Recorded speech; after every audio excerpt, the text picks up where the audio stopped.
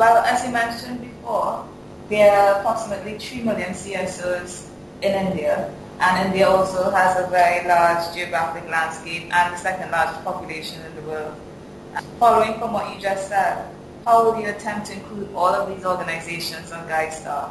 We're not targeting a very large number to begin with.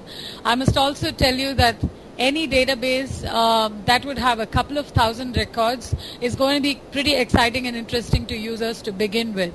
At this moment, I would say our aspirational target is about closing the first year with about 7,500 records of NGOs, and we're looking at it like a pyramid. So a large number of the records, like literally about 6,500 to 7,000 of them, would be at the bottom of the pyramid. So we have these large numbers, but with very little information.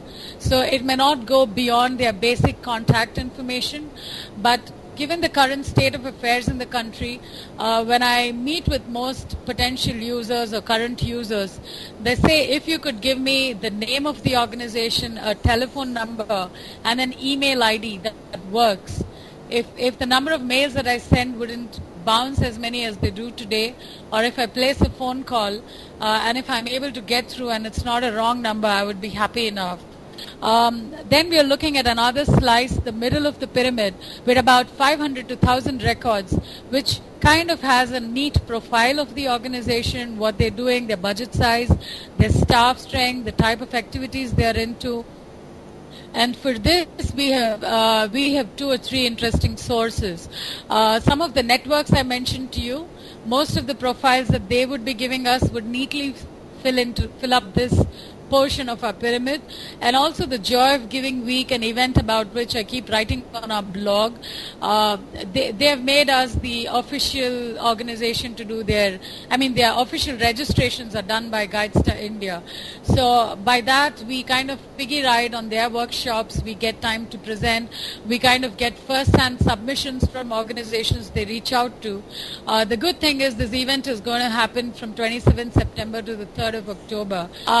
So because we have an event that is happening, there's kind of a time-bound registration program. So we're looking at that as an interesting channel for receiving NGO registrations, which goes into the middle of our pyramid.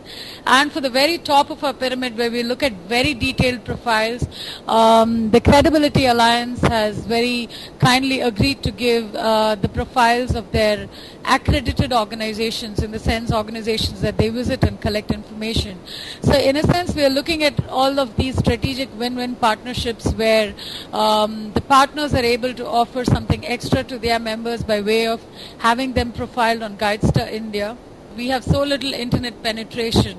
So how is this data, first of all, going to come? And then my bigger worry is, how is it going to remain updated?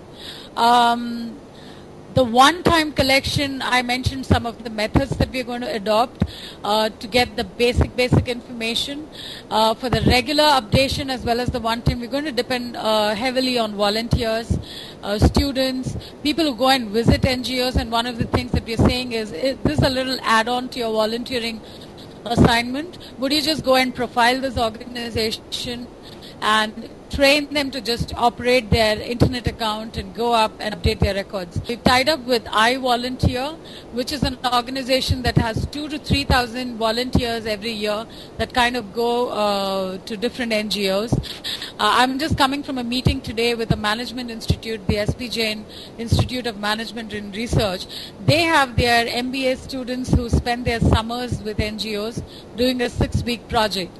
And their director has agreed that the students would actually profile the organizations that they visit and intern with.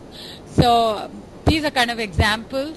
One other idea I want to talk to you about, Keisha, is this actually came about at the suggestion of a user. We were at this workshop in Bangalore, and the session was in progress, and there was very little time to kind of collect profiles or ask people to register. So I actually went around carrying a Dropbox pretty much like a donation drop box. We had this visiting card drop box, and a gentleman remarked, oh, you're not asking for cash, but you're asking for cards. It's a great idea, and I've kind of latched on to that, and we're going to experiment and try moving around various conferences and seminars, and where NGOs have gathered, literally after talking to the organizers, putting up our little visiting card drop boxes, either putting it up or moving around with it like as if one is moving with a donation drop box. And I think some of these ideas should work and help us get 7,500 in a country of about 1 to 3 million non-profits. Doesn't seem too hard to me. Well, they are very creative and interesting ideas, Pushpa.